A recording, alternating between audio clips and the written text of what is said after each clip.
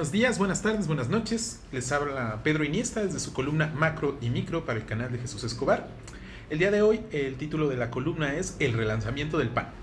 Como ustedes saben, el pasado 18 de octubre en la capital mexicana tuvo lugar un evento bastante particular convocado por el Partido Acción Nacional, supuestamente para relanzar al partido como una renovada propuesta en el espectro político mexicano.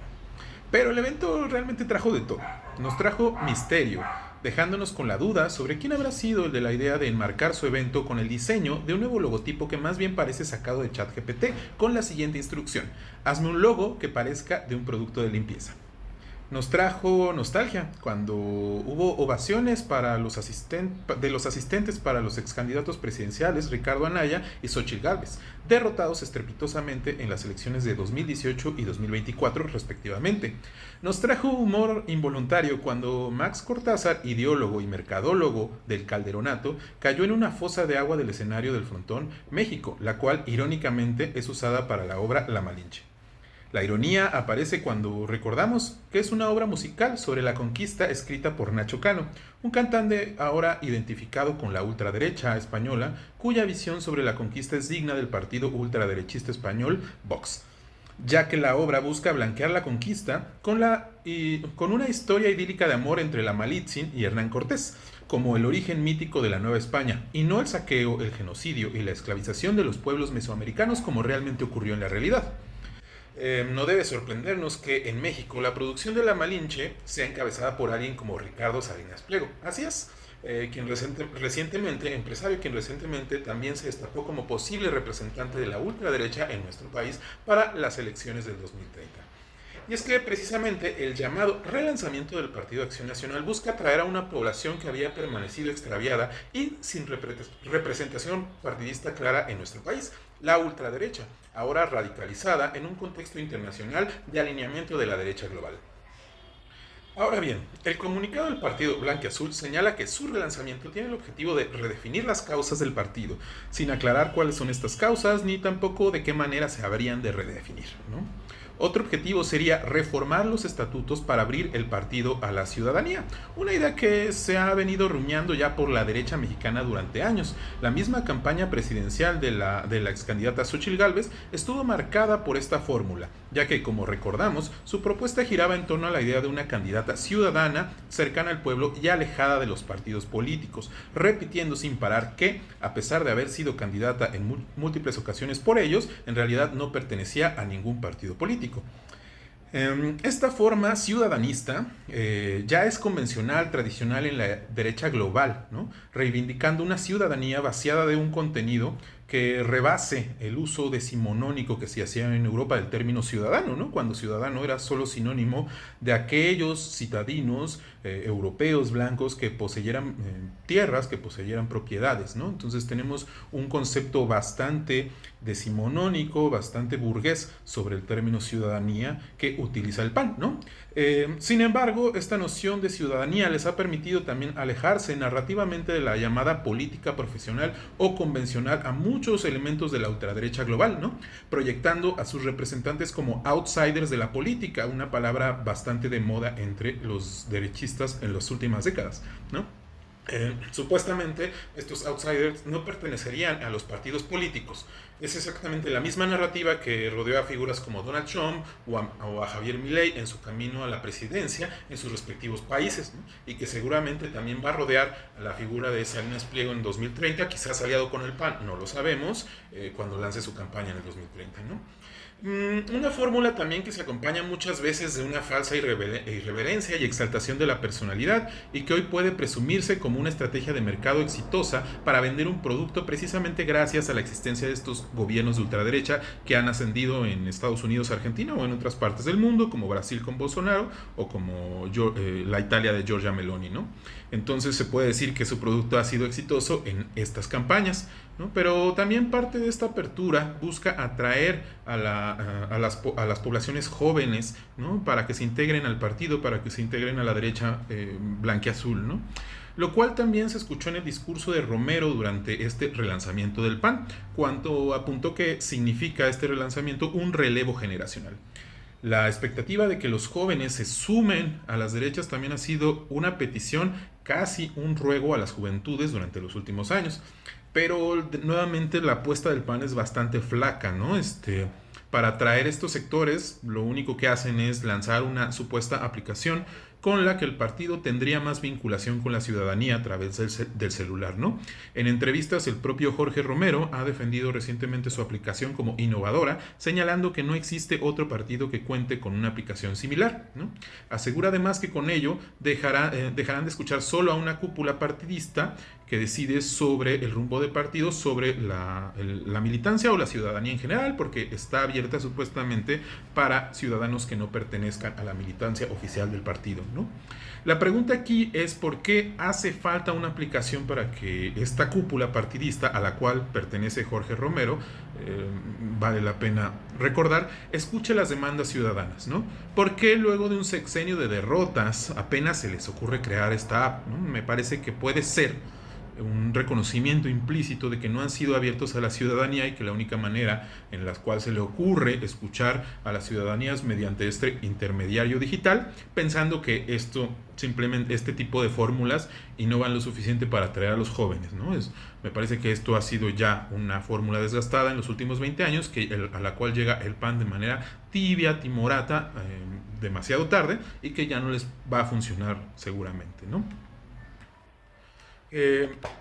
Y es que no hace falta ser un genio para dar cuenta de que el ascenso del neoconservadurismo en estas partes del mundo no solo se debe a una buena estrategia de marketing político, sino que ha ocurrido también ahí donde oficialismos, ¿no?, muchas veces pintados de progresismo, ya están desgastados, ¿no? Es el caso del desgaste de los gobiernos demócratas en Estados Unidos, ¿no?, que estos gobiernos que descansaban sobre las concesiones a movimientos identitarios como el feminismo o la lucha por los derechos de las comunidades afroamericanas, pero también el desgaste, por ejemplo, en Argentina del kirchnerismo, ¿no?, que asumió como propias reivindicaciones feministas y del movimiento LGBT, diferenciándose así de los herederos de la dictadura militar y los gobiernos neoliberales de la derecha, ¿no? En México, este oficialismo que se autoproclama de izquierda no se encuentra realmente desgastado, ¿no? Además, la imagen ciudadanista de la derecha ha obligado al PAN muchas veces a adoptar como propias algunas demandas feministas, como la inclusión de las mujeres en la política democrática, así como también les ha exigido desvincularse de posturas abiertamente sexistas, racistas, xenófobas, aunque en el fondo muchos de ellos lo sean, ¿no? Sean racistas, sexistas o xenófobos. En ese sentido, los neoconservadurismos fueron atractivos para determinados sectores en esos países porque estos abandonaron esa investidura de tolerancia, ¿no?, y democracia que forró a las derechas neoliberales, ¿no?, y optaron más bien por el cinismo y el histrionismo, destacando muchas veces valores abiertamente sexistas o racistas en sus narrativas, como Donald Trump, como Javier Milei y el propio séquito que lo acompaña, ¿no? Esto seguramente lo sabe el propio Jorge Romero, ¿no?, quien públicamente edulcolora un poco ese eslogan nuevo de patria, familia y libertad, trivializando los conceptos asociados a las campañas políticas de la ultraderecha global, ¿no? En una entrevista, por ejemplo, le escuché decir que la familia, entre comillas, es lo que los mexicanos más queremos, ¿no?, independientemente de la forma que tengan las distintas familias. En otra dijo que no se opone a la homosexualidad como práctica, ¿no?, comparando las demandas del movimiento LGBT con que algunas personas consideran a sus mascotas partes de la familia, ¿no? Es una trivialización que, más que mostrar tolerancia, lo que devela es el desinterés total por esta cúpula partidista, por abordar los movimientos por la identidad como algo legítimo y necesario en las democracias contemporáneas, ¿no? Es como que la diversidad se quede en su casa, nosotros los aceptamos, ¿no?, pero no vamos a hablar de ello, no vamos a exigir las mismas demandas, ¿no? Abiertamente sobre el aborto, en las entrevistas se ha posicionado nuevamente en contra, viéndose así abiertamente esta postura antifeminista, ¿no? Aunque incluyan a las mujeres, no necesariamente incluyen los intereses de una gran mayoría de las mujeres que hoy definitivamente ve el aborto como algo posible, como algo legítimo y como algo legal, ¿no? Finalmente, el tercer y último objetivo de este relanzamiento del PAN, según el propio comunicado del partido, es actualizar la identidad visual del partido, ¿no? Algo que, más allá de este logo de detergente con blanqueador, realmente no creo que logren instalar en el colectivo, en el pensamiento colectivo de los mexicanos, considerando que siguen siendo las mismas caras las cuales desfilan por las pasarelas para el relanzamiento de esta marca ya desprestigiada, ¿no? Y no solo por los perfiles políticos célebremente ya recordados por sus administraciones como Lea Limón, Santiago Taboada, Alessandra Rojo de la Vega, sino también, además de los presidenciales, ¿no? Los candidatos presidenciales, Xochitl Gálvez y Ricardo Anaya, sino también por los intelectuales que desfilan en estas pasarelas panistas, ¿no? Y también los ideólogos como Enrique Krause, Claudio X González, Lorenzo Córdoba, Max Cortázar, gente que históricamente se dice neutral, pero al final se destapan como panistas en este tipo de eventos, en este tipo de encuentros con el Partido Blanquiazul, ¿no? E incluso el expresidente de España, Pedro Aznar, quien también me parece que asistió, cuyo gobierno es recordado por, además de ser neoliberal y sumamente superfluo, por haber apoyado la invasión estadounidense a Irak, ¿no? Legitimando así la mentira de que Irak se encontraba desarrollando armamento nuclear en aquel entonces, ¿no? En 2003. Respecto a este punto del diseño de la imagen partidista, nuevamente regresando al tema del PAN, llama la atención que los ideólogos del blanquiazul parecen confundir lo que sería un objetivo del evento como tal, como el relanzamiento del PAN, que sería redefinir la marca, como el programa del partido, ¿no? Como parte del programa del partido o el espectro ideológico del partido, ¿no? O sea, nuestro reto ahora como partido es renovar la marca, ¿no? Y es como, pues parece un tanto ridículo que se lo recuerden a la militancia, más bien deberían ya ofrecer la marca renovada, ¿no? Es como si el relanzamiento de un producto de belleza no quisiera vender la idea de que se trata de una mejor fórmula, más duradera o más saludable, sino que el evento busca redefinir la marca en sí, ¿no? Es sustituir los principios o el programa político por prácticamente una instrucción a un publicista en una reunión a puertas cerradas, ¿no? No existe mejor forma para evidenciar los superfluos y lo alejados de la realidad que se encuentran hoy en día los panistas con este evento, ¿no? Ahora, si nos olvidamos un momento de este desplante institucional y nos concentramos un poco en el discurso de Jorge Romero, presidente del Partido Blanquiazul, algo que parece que buscó destacar fue esta necesidad del partido por ver hacia adentro, privilegiando al partido frente a las alianzas, ¿no? Esta necesidad de desvincularse de partidos ya muy, pues prácticamente extintos como el PRD o totalmente desprestigiados como el propio PRI, ¿no? Tal como sugiere cuando señala que su futuro no va a depender de estas alianzas, ¿no? La frase "ninguna sigla se va a anteponer ante las nuestras" resume esta intención de diferenciarse, ¿no?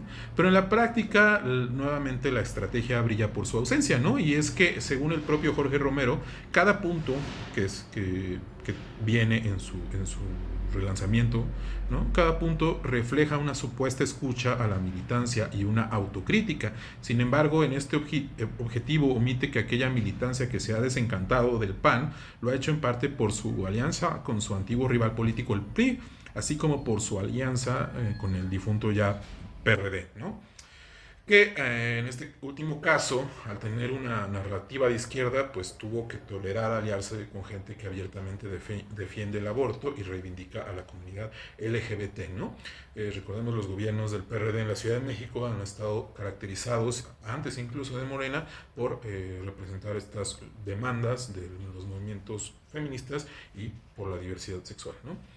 Sin embargo, en la entrevista, pues también, ¿no? Dice, vamos a privilegiar nuestras siglas, pero no descarta la unión con el PRI en algunos estados. Yo creo que a nivel nacional tampoco la descarta, ¿no? Lo que pues evidencia como nuevamente su narrativa le exige una claridad que el momento político no se lo permite, porque sería un suicidio político, ¿no? La tibieza pragmática y neoliberal terminará siendo el centro de su discurso. Ahora, estas tensiones van a seguirse viendo, ¿no? Estas tensiones entre esa derecha pragmática neoliberal y esa derecha aparentemente woke, aparentemente incluyente, ¿no? Tal como sucedió en el mismo fin de semana cuando un militante reconocido del PAN, Raúl Tortolero, solicitó a un joven asistente a la marcha que bajara su bandera de arcoíris, ¿no? Que representa, como sabemos, a la comunidad LGBT a nivel global. La excusa para esta censura es que se trataba de una bandera marxista posmoderna y como tal no era compatible con una manifestación de los simpatizantes del panismo, ¿no? Algunas voces en redes le recordaron a Tortolero que no fue la profundización de una ideología de derecha la que logró que la Acción Nacional llegara a la presidencia en el año 2000 con Vicente Fox encabezando la alternancia, sino fue el consenso de distintos sectores hegemónicos de distanciarse del viejo partido de Estado, el Revolucionario Institucional, o PRI, ¿no? Que ya había gobernado nuestro país por más de 50 años de manera antidemocrática. Para ello recurrieron a un electorado de amplio espectro político y no exclusivamente a los sectores ultraderechosos, fueran empresariales o religiosos. Entonces, no existía, como probablemente tampoco exista hoy, un electorado lo suficientemente grande de ultraderecha para garantizar por sí solo el triunfo del PAN, ¿no? Pero igual otros internautas se mostraron inconformes con la asistencia de figuras que representaban ese partidismo de derechas disfrazado de tolerancia y democracia, como fue la aparición de la feminista de ocasión y alcaldesa de la delegación Cuauhtémoc, bueno, de la alcaldía Cuauhtémoc, Alessandra Rojo de la Vega, o de la ex candidata a la presidencia Xóchitl Gálvez, ¿no? Para muchos potenciales votantes panistas, radicalizados ya por esta narrativa libertaria y extremista de la derecha global, estas figuras representan una especie de filtración de las luchas woke en los partidos de derecha, ¿no? Lo cual también ha sido expresado por otros actores, como el mismo Eduardo Verástegui, ¿no? Este actor ultraderechista, ahijado de Trump, ¿no? Como el aliado en México, ¿no? Y que apoya las luchas de extrema derecha mientras se distancia de esta derecha woke, ¿no? Abiertamente criticó al PAN por atribuirse este eslogan cuando no representan la derecha que, según Eduardo Verástegui, él representa, ¿no? En su momento también esto fue expresado por el ala más radical del PAN, que se oponía a la candidatura de Xóchitl Gálvez como presidenta, ¿no? Quien públicamente siempre se mostró como tolerante e incluso legitimaba algunas exigencias de grupos politizados a la izquierda, como las feministas o la comunidad LGBT, entre otros. Ella misma se decía, por ejemplo, indígena, que evidentemente refleja las exigencias de una lucha indigenista histórica en nuestro país, ¿no? No necesariamente quiere decir que por reivindicarlas ella sea congruente con esto, sin embargo, pues mucha de la derecha radical siempre se mostró pues reacia a la aceptación de este tipo de candidaturas, ¿no?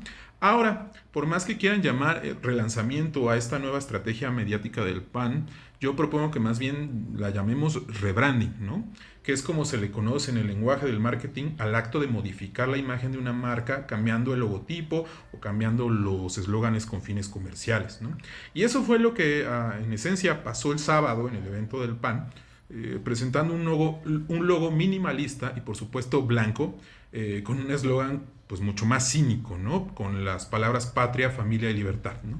Tres palabras que ya han resonado históricamente en la definición identitaria y discursiva de las ultraderechas globales, ¿no?